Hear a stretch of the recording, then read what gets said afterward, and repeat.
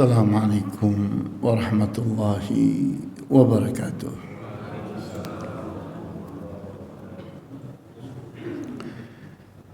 Innal hamdalillah nahmaduhu wa nasta'inuhu wa nastaghfiruhu wa na'udzu billahi min shururi anfusina wa min sayyiati a'malina. من يهده الله فلا مضل له ومن يضلل فلا هادي له وأشهد أن لا إله إلا الله وحده لا شريك له وأشهد أن محمدا عبده ورسوله لا نبي بعده.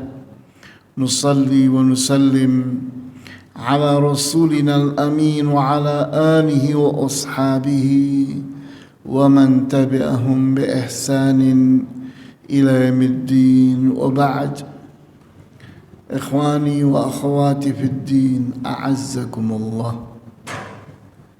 Kita masih sedang membahas tentang metode Katsayan dalam merubah karakter anak, di mana kita ingin menandaskan kembali SRRI. S stimulus, R respon, RI reinforcement. Jadi dalam merubah anak itu harus anak itu berubah dari dirinya sendiri. Gimana caranya supaya dia merubah dirinya sendiri? Beri stimulus, pancing, rangsang, supaya dia ngeh, dia paham, maka dia akan merespon. Dia akan menanggapi stimulus yang kita berikan. Maka responnya itu kalau bagus, RI reinforcement.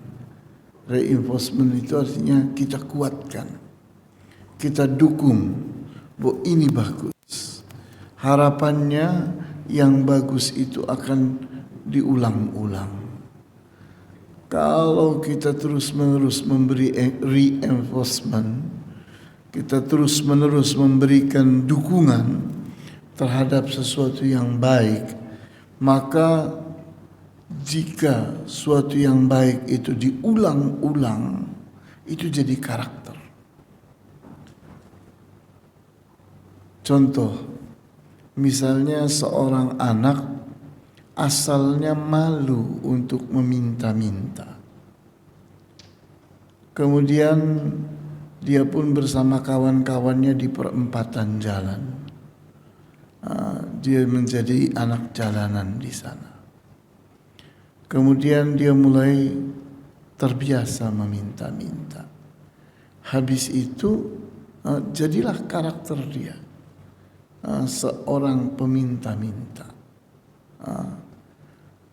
Habis itu setengah mati itu sulit sekali untuk kita rubah.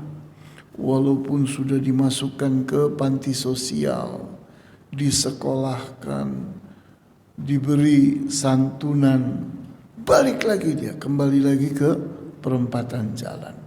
Kenapa? Karena kebiasaan itu membentuk. Orang biasa minta-minta dan ternyata dia mendapati, oh bagus ya, meminta-minta. Saya jadi punya uang. Orang jadi memberi saya. Saya dalam satu hari bisa dapat 50.000. 50.000 satu bulan 1,5 juta. Wah, banyak. Nah, itu akhirnya terbentuk pada diri dia. Karena biasa, pembiasaan itulah yang membentuk suatu kebiasaan menjadi karakter, menjadi mental. Jadi mental itu gimana dibentuknya? Dengan pembiasaan. Seseorang biasa sholat, 5 waktu di masjid. Terus setiap hari 5 waktu di masjid. Mendengar azan berangkat ke masjid. Mendengar azan berangkat ke masjid. Lama-kelamaan jadi karakter dia. Salat. Maka di saat dia itu tidak melakukan salat di masjid, merasa salah, merasa dosa, merasa ada sesuatu yang mengganjal. Kenapa saya kok tidak salat di masjid? Jadi suatu kebiasaan itu lama-kelamaan kalau seseorang menikmatinya, merasa ringan, merasa nyaman, merasa senang, itu lama-kelamaan akan membentuk menjadi karakter. Sehingga orang menamainya dengan nama mental. Mental itu karakter. Memang mentalnya mental pengemis. Jadi orang ngomongnya begitu, mentalnya memang mental pengemis. Artinya buat dia mengemis itu tidak masalah. Dia menikmati perbuatan mengemis itu. Padahal berat di awal. Mengemis itu berat sekali di awal. Tapi ternyata jadi mental. Karena apa? Karena pembiasaan. Nah, begitu pula berbuat baik. Berbuat baik itu kalau terus diulang-ulang akan membentuk mental, akan membentuk karakter. Nah, kita kalau merubah anak supaya mentalnya baik, supaya karakternya baik, bagaimana caranya? Ya pembiasaan. Bagaimana pembiasaan itu? Ya ini SRRI. Beri stimulus, pancing, rangsang supaya melakukan sesuatu. Maka di saat dia melakukan sesuatu bagus, puji, bagus kamu, pintar kamu. Terus diulang lagi, ulang lagi, ulang lagi, maka jadi kebiasaan yang bagus. Terbentuklah berikutnya kalau seseorang sudah merasa ringan, merasa senang terhadap kebiasaan itu, jadilah mental dia, jadilah karakter dia. Seperti itu. Makanya jangan heran kalau kita berpikir, kenapa ya Rasulullah SAW kok memerintahkan anak untuk sholat saat umurnya 7 tahun. Ngapain anak 7 tahun disuruh sholat? Paham apa? Disuruh khusyuk ya susah. Tapi kita bilang tidak. Ini pendidikan, ini pembentukan karakter. Di mana terus dia itu terbiasa sholat. Sholat 5 waktu terus terbiasa. Begitu umurnya 10 tahun, mulai kita tingkatkan dengan hukuman kalau dia tidak melakukan. Maka terbentuk di situ. Begitu baligh, begitu mukallaf, wajib sholat, sudah ringan. Anak itu sudah menikmati sholatnya, sudah merasa senang dengan sholat, tidak ada beban lagi untuk melakukan sholat. Nah, di situ. Tapi betapa sulitnya kita nyuruh anak yang tidak biasa sholat untuk sholat. Kenapa? Ya salah itu tadi. Tidak ada pembiasaan. Coba dibiasakan dari kecil, maka jadi biasa. Seperti pakai jilbab. Anak umur 7 tahun biasakan pakai jilbab. Terus kalau pakai jilbab, oh Masya Allah, anak ibu cantik sekali kalau pakai jilbab. Kita beri reinforcement, kita beri dukungan. Senang anak itu, merasa dirinya cantik karena pakai jilbab. Terus pakai, pakai, terus pakai. Begitu umurnya 10 tahun mulai kita yang dihukumi kalau tidak pakai jilbab. Malu kamu. Masa kamu udah besar tidak pakai jilbab? Kamu kan perempuan, tidak boleh buka aurat. Tak, begitu umurnya 11, 12, 13 balik wajib pakai jilbab, sudah ringan. Jilbab itu sudah jadi kebiasaan dia, sudah jadi karakter dia. Sehingga di saat diingatkan oleh ibunya, "Yo, kamu mau keluar kan? Pakai jilbab." "Iya Bu, nggak usah disuruh. Saya juga udah ngerti." Jadi kita lihat di sini bahwa ternyata karakter dan mental itu yakni dilakukan bagaimana caranya, dengan pembiasaan. Pembiasaan itu gimana caranya? Ini ingat-ingat 4 huruf ini. SRRI. S, stimulus, kita pancing. Ayo lakukan ini, ayo katakan ini, ayo perbuat ini. Kita stimulus, kita pancing-pancing supaya melakukan sesuatu. Dia lakukan.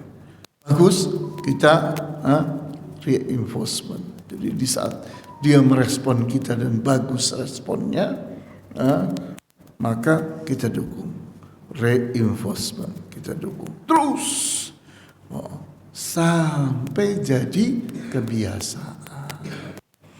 Nah, kemudian bagaimana langkah-langkahnya untuk sampai kepada kebiasaan, sampai kepada karakter ini? Langkahnya ada 5. Yang pertama, memastikan paham. Yang kedua,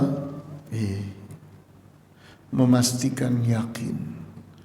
Yang ketiga, memastikan sadar. Yang keempat, memotivasi sikap dan perbuatan. Kita motivasi, kita beri semangat. Kemudian berikutnya, mengawal perubahan. Dikawal, perubahan itu harus dikawal. Nah, baiklah, satu persatu 5 itu kita bahas. Yang pertama, memastikan paham. Jadi contohnya tadi ada 2 hal, yakni misalnya salat dan jilbab. Menerapkan SRRI dalam memastikan paham tentang keharusan karakter jujur sebagai contoh adalah dengan cara pertama, stimulusnya. Pengasuh memancing anak asuhnya dengan bertanya, apakah dia mengerti bahwa jujur adalah suatu keharusan? Kita nanya kepada anak. Anak ini mau kita bentuk karakternya supaya jadi anak yang jujur. Gimana caranya? Kita mulai dengan stimulus, pancingan, rangsangan. Nak, kalau jujur itu harus atau tidak sih nak? Ya haruslah ayah. Gimana kalau seseorang itu jadi pembohong nanti nggak dipercaya orang? Oh, ngerti anak kita ini. Nah, jadi di saat seorang anak itu kita pancing, kita stimulus, jujur itu harus atau tidak ya? Bolehkah seseorang berbohong? Dan pokoknya kita pancing, kita rangsang supaya terbukti bahwa dia itu paham bahwa karakter ini baik, bahwa jujur itu baik. Nah, ini di awal itu penting bahwa seseorang harus mengerti apa yang akan dijadikan kebiasaannya. Jangan sampai seseorang melakukan kebiasaan tanpa paham. Kebiasaan tanpa paham itu gampang hilang. Seseorang tidak mengerti tapi mengulang-ulang sesuatu sehingga jadi kebiasaan. Tidak paham kenapa harus begini, maka tidak akan bertahan lama. kebiasaan itu tidak akan bertahan lama, gampang hilang. Kenapa? Karena dia tidak paham. Kenapa saya harus melakukan ini? Apa manfaatnya? Apa ruginya kalau tidak saya melakukan ini? Nah, di saat seorang tidak mengerti apa yang jadi kebiasaannya, tidak akan bertahan lama, gampang pudar, gampang hilang. Jadi harus dimulai dengan paham. Maka setelah diberi stimulus, anak memberikan respon. Maka anak asuh itu menjawab, ya harus dong jujur itu. Maka anak ini telah paham. Segeralah diapresiasi, didukung, dipuji. Misalnya si pengasuh itu berkata, kamu memang anak pintar, memang ayah bangga dengan kamu itu pintar sekali. Jadi kita beri reinforcement, kita dukung dia supaya dia merasakan, oh ayah saya senang kalau saya melakukan ini, oh ibu saya senang kalau saya melakukan ini. Maka dia bersemangat untuk melakukan sesuatu karena sesuatu ini sesuatu yang terpuji. Namun jika anak itu menjawab tidak harus jujur itu, seseorang boleh saja berbohong untuk kepentingannya. Gawat nih anak. Ya, ini bisa jadi tukang bohong ini. Nah, di sini berarti tugas kita untuk memahamkan. Jadi kalau kamu tidak jujur, orang akan percaya kamu atau tidak? Tuh lihat kejadian, yakni seorang penggembala yang berbohong.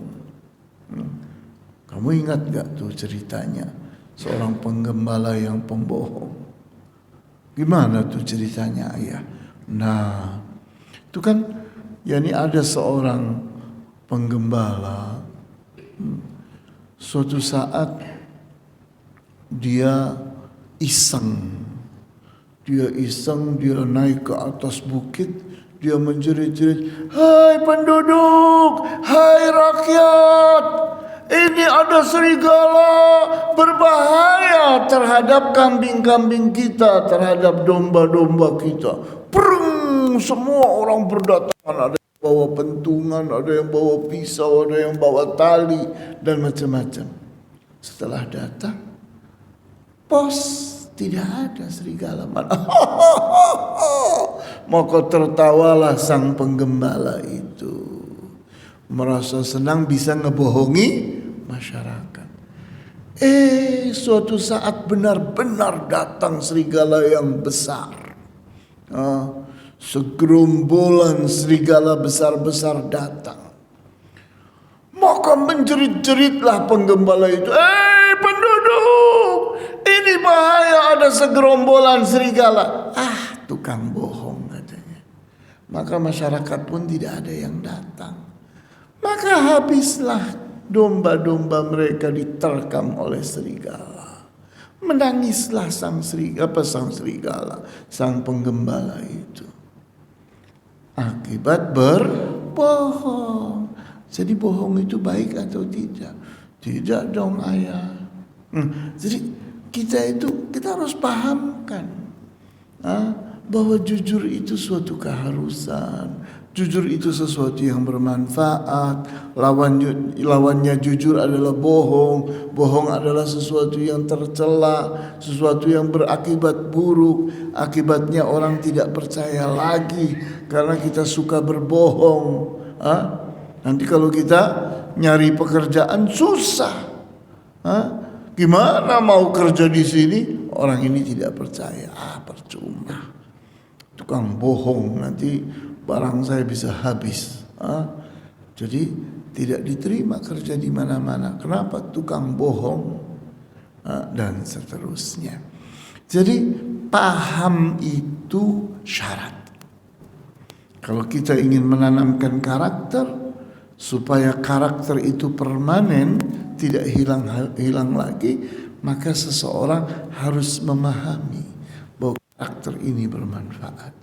Lawannya justru buruk, berakibat buruk, berbahaya.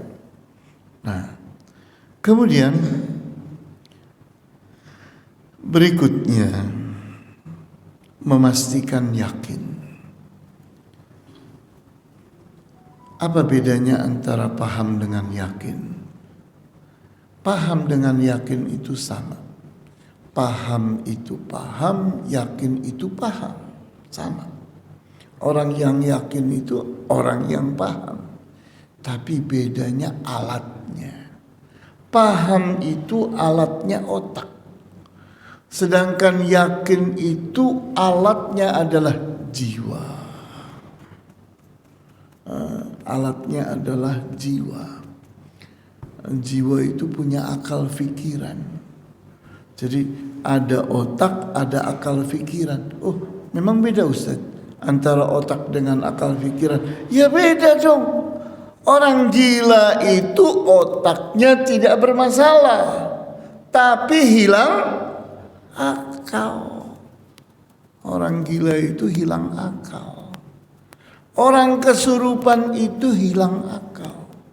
Sehingga otaknya dikendalikan oleh jin. Maka ngerantu dia ngomong. Makanya jangan heran orang kesurupan itu bisa bahasa sesuai dengan bahasa jin yang ngatur otak dia. Kalau jinnya orang Cina, nyerocosnya bahasa Cina. Kalau jinnya orang Sunda, nyerocosnya bahasa Sunda. Loh, kok anak saya ngedadak bisa bahasa Sunda, gimana nih? Dia dikendalikan oleh jin. Jinnya berbahasa Sunda. Jinnya berbahasa Beijing, berbahasa Mandarin. Maka anak itu pun, orang kesurupan itu pun berbahasa Mandarin. Jadi akal dengan otak itu dua hal yang berbeda. Akal itu adanya di jiwa, sedangkan otak itu adanya di kepala ini. Terus apa fungsinya akal, apa fungsinya otak? Otak itu alat, sedangkan akal itulah sopirnya. Pilotnya itu akal. Sehingga orang gila itu ada otaknya atau tidak? Ada. Yang menggerakkannya apa? Insting.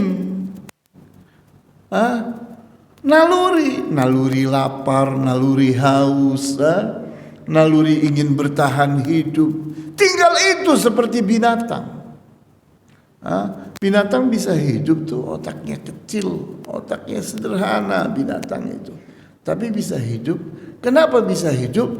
Dia punya naluri. Dia hidup dibimbing, diarahkan oleh nalurinya, oleh instingnya. Sedangkan manusia Allah beri kelebihan, bukan cuma punya naluri, punya nurani. Nurani itu bahasa Arabnya fitrah. Bahasa Indonesianya nurani. Nah, nurani atau fitrah itu membuat manusia punya kelebihan dibandingkan dengan binatang. Kalau rasa haus, rasa rasa lapar dan sebagainya membimbing seseorang untuk mencari makan, itu namanya bimbingan naluri. Binatang pun punya. Tapi rasa haus kepada ilmu tidak dimiliki oleh naluri. Gak ada macan nyari ilmu, gak ada kambing nyari ilmu. Kan kambing tahu tok tok tok, Pak, saya minta diajari bahasa Inggris, Pak. Kenapa? Ya penting bahasa Inggris itu. Saya mau melamar kerjaan gak bisa karena gak bisa bahasa Inggris. Gak ada kejadian kambing kayak gitu. Nyari kursus bahasa Inggris, kursus komputer ada? Tidak ada kawan. Kenapa? Karena kebutuhan kepada ilmu itu adanya di nurani, adanya di fitrah. Nah, fitrah itu rasa hausnya kepada ilmu. Sedangkan naluri itu rasa hausnya kepada minuman, rasa laparnya kepada makanan, ingin bertahan hidup, ingin sehat, ingin kuat, ingin senang, itu naluri. Tapi nurani itu rasa hausnya, rasa laparnya beda dengan naluri. Fitrah itu haus dan lapar kepada ilmu, kepada pengetahuan, kepada pengalaman. Setiap yang bermanfaat dia lapar, dia haus terhadap apapun yang bermanfaat. Seperti itu. Nah, kemudian jadi Ustaz, jadi apa bedanya antara paham dengan yakin? Sama. Paham itu paham, yakin itu paham, sama. Yakin itu paham, cuma beda alatnya. Paham itu alatnya adalah otak, yakin itu alatnya adalah akal pikiran, jiwa meyakini. Nah, inilah akidah. Akidah itu keyakinan. Adanya di mana? Adanya di otak. Iya. Akidah adanya di mana? Di dalam jiwa kan? Akidah adanya di sini. Iya. Kan salah, nggak ada itu orang bilang akidah adanya di sini. Akidah adanya di sini, di dalam jiwa. Nah, itulah keyakinan. Keyakinan itu adanya di sini, dalam jiwa. Nah, jadi supaya orang itu saat memiliki karakter dan tidak berubah-ubah lagi, dia harus yakin dengan jiwanya. Harus yakin dengan jiwanya. Terus apa indikatornya seseorang itu sudah yakin? Jawabnya, indikatornya seseorang sudah tidak ragu-ragu lagi. Itu namanya sudah yakin. Kalau seseorang masih goyang, masih ragu-ragu, belum yakin. Maka perlu diyakinkan supaya jiwanya meyakini. Nah, caranya Ustadz, gimana caranya? Sama, menggunakan SRRI juga. Cuma yang kita bidik jiwanya. Maka kita katakan menerapkan SRRI dalam memastikan yakin akan keharusan jujur. Sebagai contoh adalah dengan cara ini. SRRI tadi singkatan dari apa ya? Stimulus, kemudian respon, kemudian reinforcement. Stimulus itu artinya apa? Pancingan, rangsangan. Kemudian respon artinya apa? Tanggapan. Kemudian reinforcement artinya apa? Dukungan, apresiasi. Nah, contoh stimulusnya. Pengasuh memancing keyakinan anak asuhnya dengan menguji keraguannya. Jadi meyakinkan itu gimana caranya? Caranya diuji keraguan seorang anak itu. Pengasuh berkata, tapi boleh kan sesekali kita berbohong? Kalau anaknya bilang, iya boleh. Kepancing. Berarti gak yakin dia. Maka tugas kita untuk meyakinkan dia.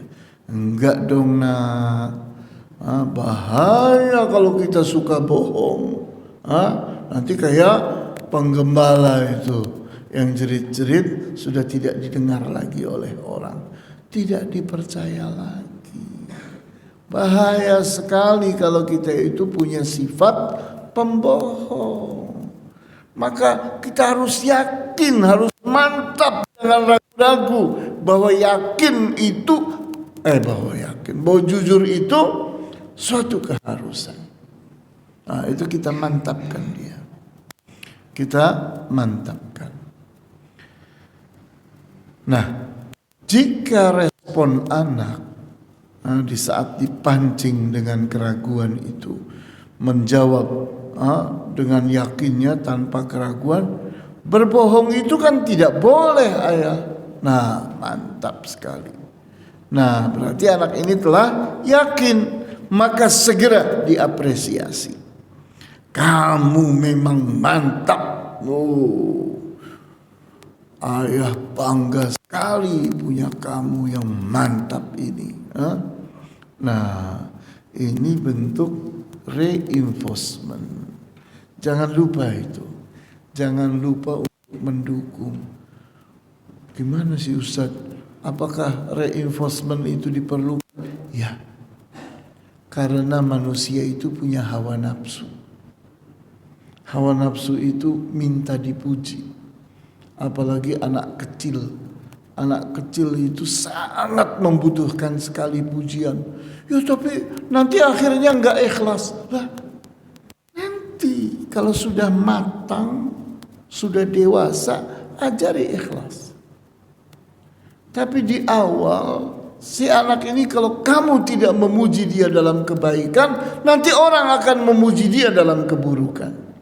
Anak kamu jadi anak nakal akibatnya. Karena kamu tidak suka memuji dia dalam kebaikan. Karena anak haus pujian. Dia tidak bisa membedakan mana baik mana buruk kecuali dengan pujian dan celaan. Dengan pujian dan celaan. Dan itu yakni modelnya hawa nafsu itu seperti itu.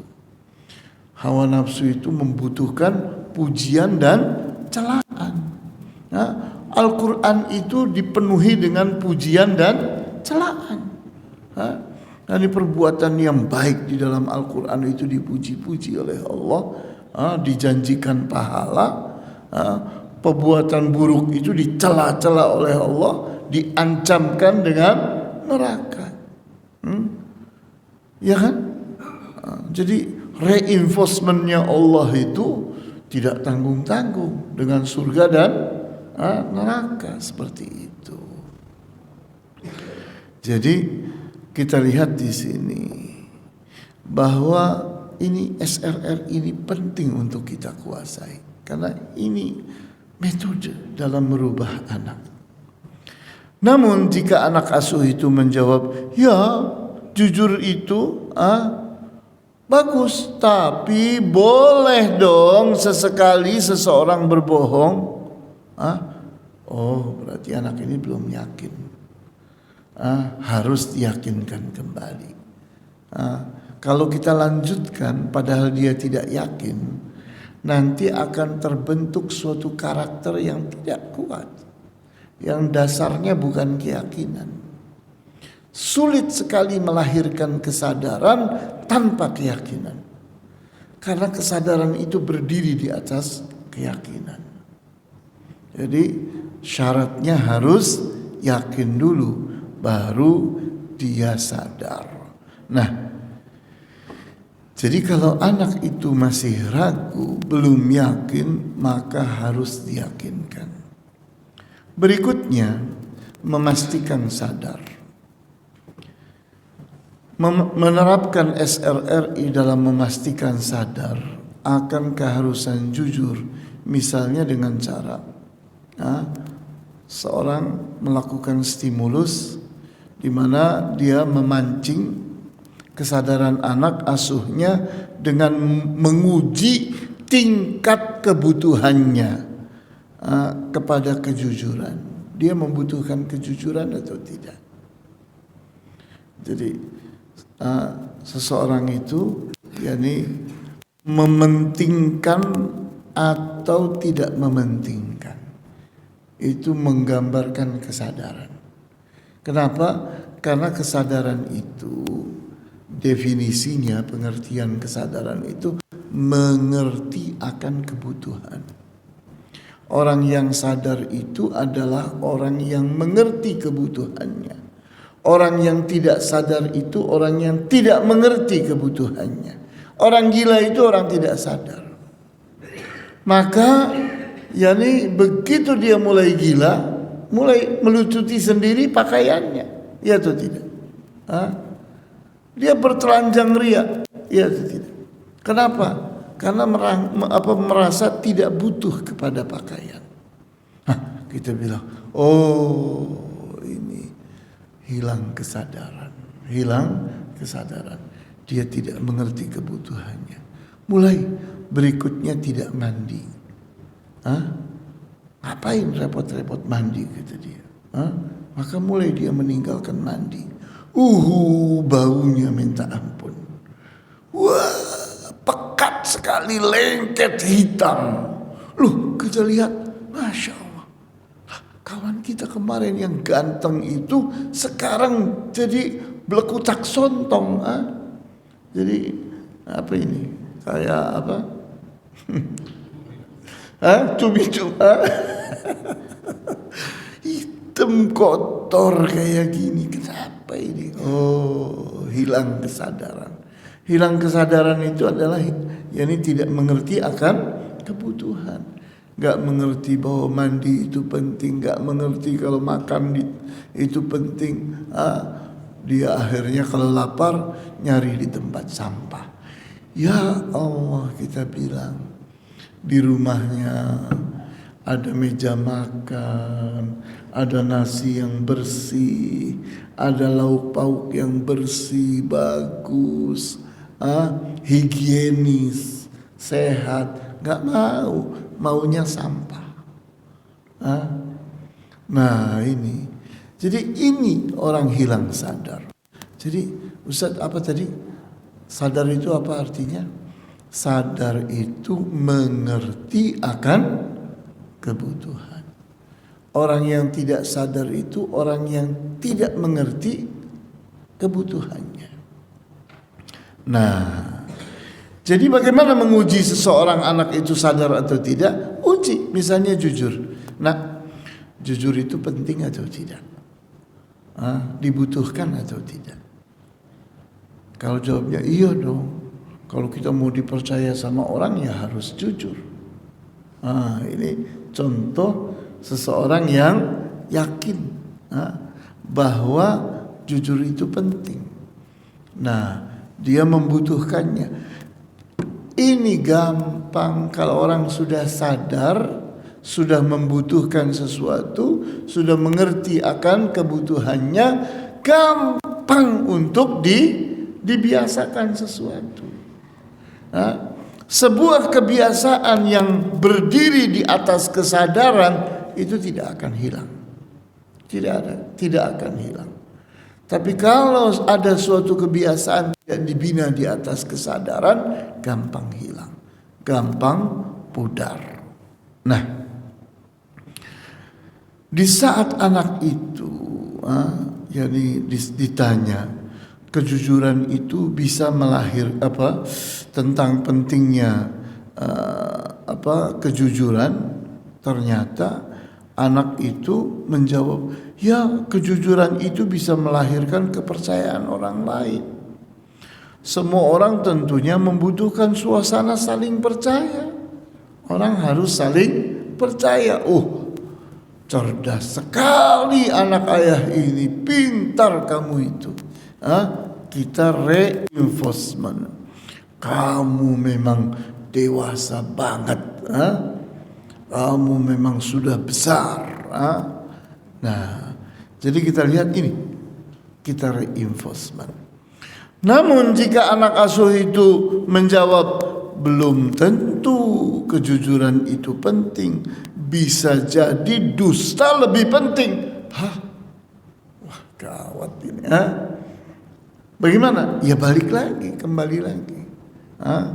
Kita di saat anak itu belum sadar, maka kita ulang lagi, kita pahamkan lagi, kita yakinkan lagi, sampai dia itu benar-benar membutuhkan.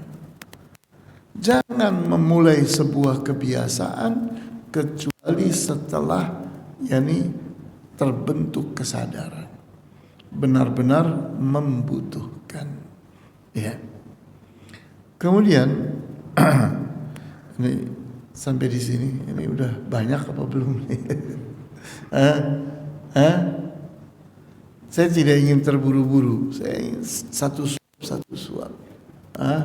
Tapi betul-betul yani tahu ini langkahnya memang harus begini, harus seperti ini. Yani sudah sampai ke hal-hal yang teknis, pelan-pelan, tapi kita cerna, oh begitu caranya. Nanti baru kalau anak itu sudah sadar, kita motivasi. Kesadaran itu harus diwujudkan dalam bentuk perbuatan, dalam bentuk sikap. Barangkali ini kita lanjutkan di pertemuan yang akan datang. Silakan, barangkali ada dialog, ada pertanyaan. Ya, ada mikrofon.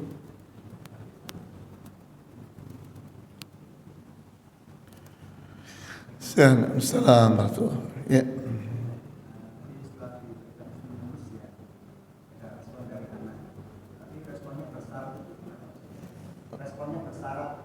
Responnya bersyarat, ya. Oh ya, silakan. Misalnya mau tapi dia minta sesuatu gitu Ya. Semuanya syarat itu kalau nggak diberikan itu nggak mau merespon. Iya, sebetulnya di awal-awal memang kita harus memancing dia, memberi spirit, memotivasi dengan hadiah. Itu penting. Di awal-awal penting. Tapi nanti kelamaan kita tingkatkan untuk tidak kita beri hadiah, kita tidak beri apa. Karena ya ini anak ini udah cerdas, sudah mampu mencerna. Tapi di awal-awal beri, syarat itu kita beri. Ya nanti insya Allah ayah akan memberi kamu kalau kamu ini sudah pintar. Jadi kita ini memberi dia hadiah kalau dia itu sudah mantap. Seperti itu. Jadi kita jangan menganggap bahwa di saat anak itu memberi syarat maka itu buruk, jangan. Karena itulah hawa nafsu. Karena hawa nafsu itu harus ditundukkan. Gimana akal fikiran itu bisa yakin kalau hawa nafsunya mengganggu terus? Ya itu tidak. Anak itu semestinya bisa pintar, tapi kalah terus oleh hawa nafsunya. Maka hawa nafsunya harus ditundukkan. Dengan apa? Ya dengan dipuji. Ya dengan apa? Ya diberi hadiah. Diberi sesuatu yang menyenangkan hawa nafsunya itu. Supaya tidak mengganggu. Iya apa enggak? Jadi kita ibaratkan hawa nafsu itu kayak preman. Ini gimana saya bisa bekerja enak kalau preman ini ganggu terus? Ya kasih aja. Kasih dikasih mel, ya atau tidak? Dikasih mel, senang udah nggak mengganggu kita. Kita bisa bekerja dengan tenang, seperti itu.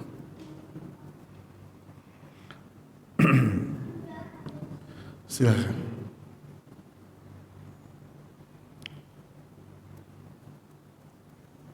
Ya, ada pertanyaan? Ibu-ibu ada pertanyaan?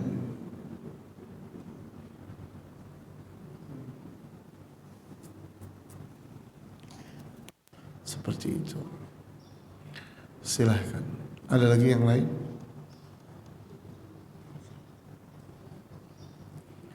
Ya.